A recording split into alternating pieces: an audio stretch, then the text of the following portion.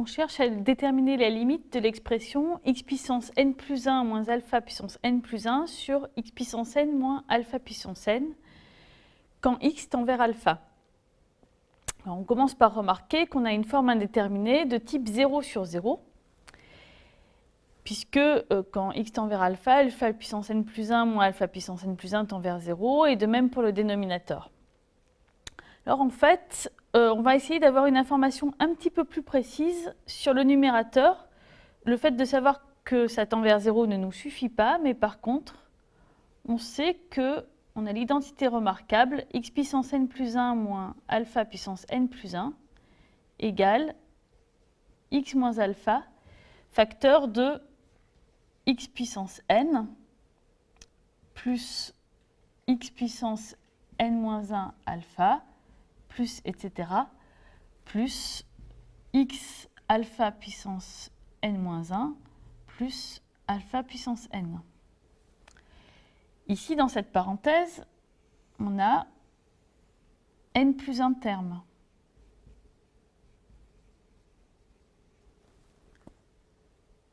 Chacun de ces termes, quand x tend vers alpha puissance n. Donc, si on divise x puissance n plus 1 moins alpha puissance n plus 1 par x moins alpha, ici, on peut simplifier. Et cette quantité-là tend vers n plus 1 alpha puissance n quand x tend vers alpha. Alors, on aurait pu retrouver ce résultat en remarquant qu'ici, l'expression correspond en fait au taux d'accroissement de la fonction x puissance n plus 1 au point alpha. Donc cette expression-là tend vers la dérivée de la fonction x puissance n plus 1 prise au point x égale alpha. Et on retrouve exactement l'expression n plus 1 fois alpha puissance n.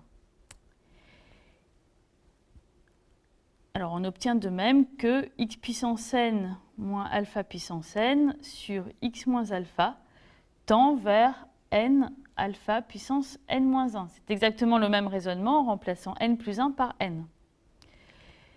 Et finalement, pour l'expression qu'on doit étudier, on fait apparaître artificiellement les deux expressions dont on vient de déterminer la limite.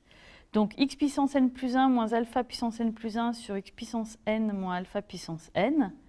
On peut aussi l'écrire sous la forme x puissance n plus 1 moins alpha puissance n plus 1 sur x moins alpha. Puis on remultiplie par x moins alpha et on divise par x puissance n moins alpha puissance n. Le premier terme tend vers n plus 1 alpha puissance n, le second vers n alpha puissance n moins 1, l'inverse. Donc, l'expression globale tend vers n plus 1 alpha puissance n sur n alpha puissance n moins 1, ce qui se simplifie un petit peu. Et on obtient finalement comme limite n plus 1 sur n fois alpha.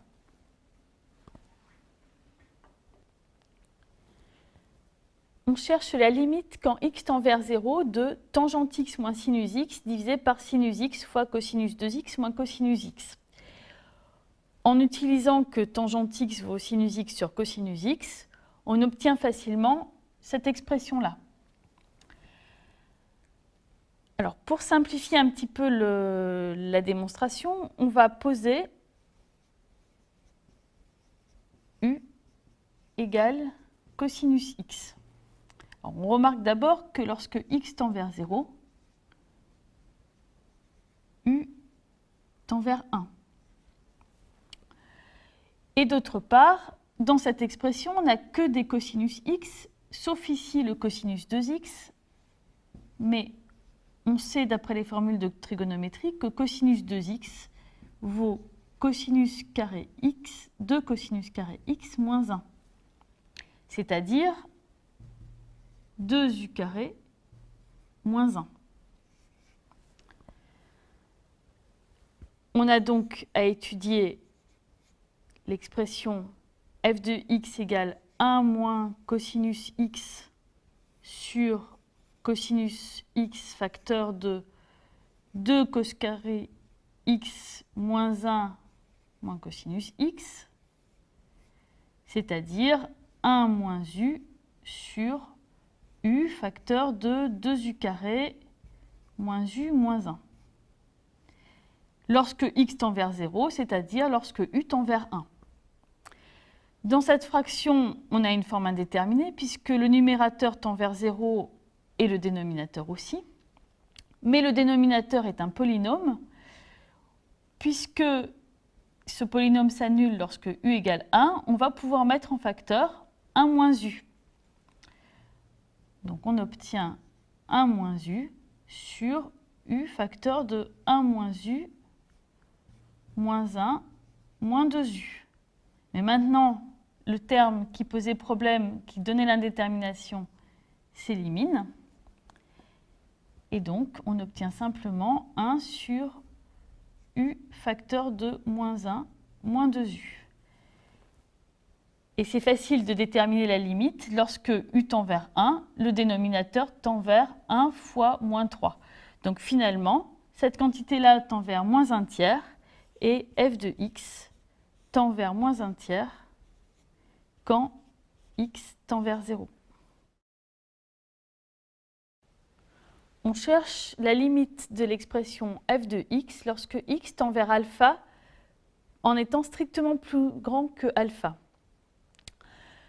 Donc on commence par remarquer que le numérateur tend vers 0 et le dénominateur tend également vers 0. On a donc une forme indéterminée. Mais on peut simplifier un petit peu l'expression de f de x en remarquant qu'au dénominateur, x carré moins alpha carré correspond à une identité remarquable. On peut l'écrire x moins alpha fois x plus alpha. On obtient donc f de x égale racine de x moins racine de alpha moins racine de x moins alpha sur racine de x moins alpha fois racine de x plus alpha. Le racine de x plus alpha ne pose pas de problème lorsque x tend vers alpha.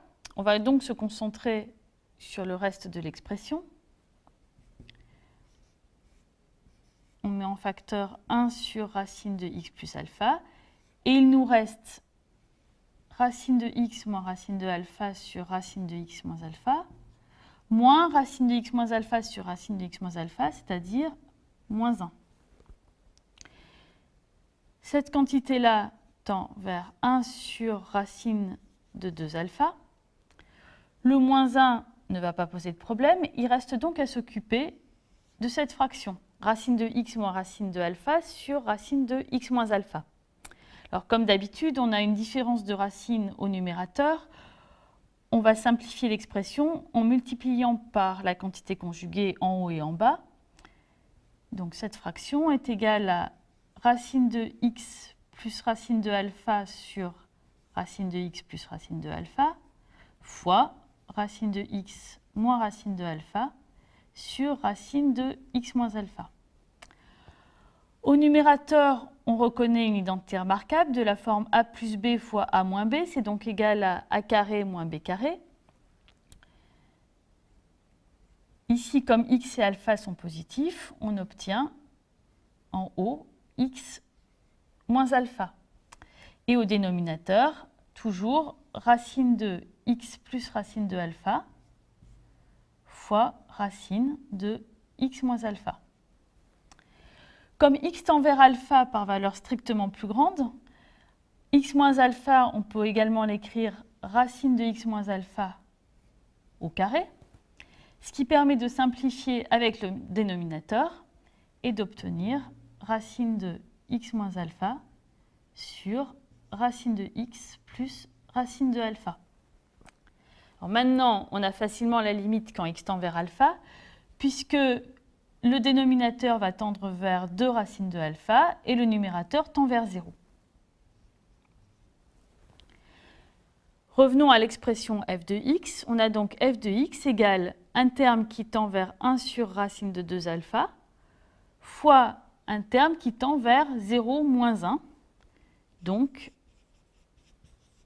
f de x tend, quand x tend vers alpha par valeur strictement plus grande, vers moins 1 sur racine de 2 alpha.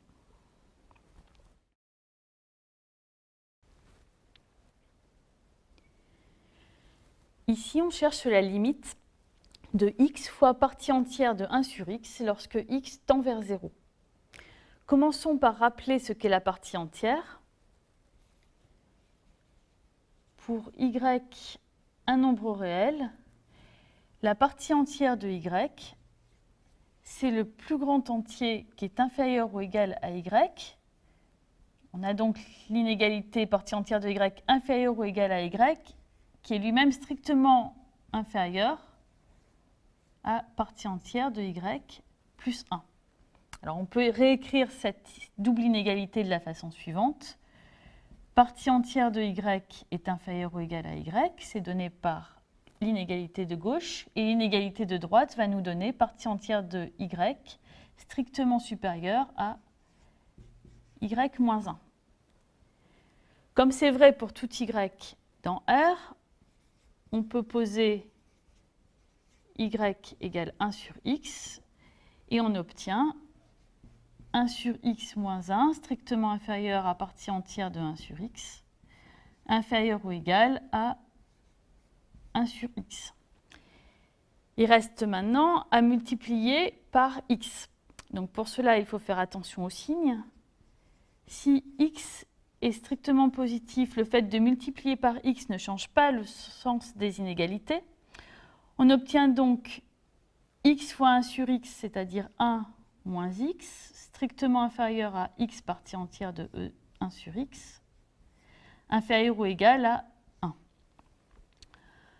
Alors, on constate que aux deux extrémités, lorsque x tend vers 0, les extrémités tendent toutes les deux vers 1. Donc, d'après le lemme des gendarmes, x fois partie entière de 1 sur x va aussi tendre vers 1, c'est-à-dire x partie entière de 1 sur x tend, quand x tend vers 0 par valeur strictement positive, vers 1. Si x est strictement négatif, cette fois-ci, il faut changer le sens des inégalités. On obtient donc x fois 1 sur x inférieur ou égal à x partie entière de 1 sur x, strictement inférieur à x fois 1 sur x moins 1. Ici, en fait, c'est égal à 1. Et de l'autre côté, c'est égal à 1 moins x. Donc de la même façon, les deux extrémités tendent vers 1. D'après le lemme des gendarmes, x fois partie entière de 1 sur x tend, quand x tend vers 0 par valeur strictement inférieure, vers 1. Et finalement,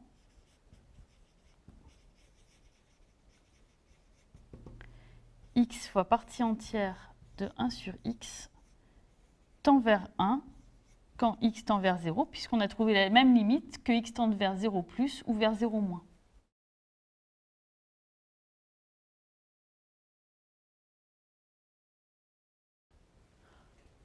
Il est important, lorsqu'on a à manipuler les expressions log de x, x et exponentielle x, de savoir lequel l'emporte sur l'autre, c'est-à-dire lequel croît le plus vite vers plus l'infini. On a les relations suivantes.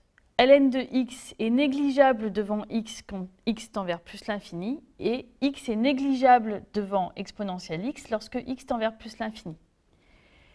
Cela signifie que lorsqu'on compare x et ln de x, les deux tendent vers plus l'infini. On a donc une forme indéterminée du type l'infini sur l'infini.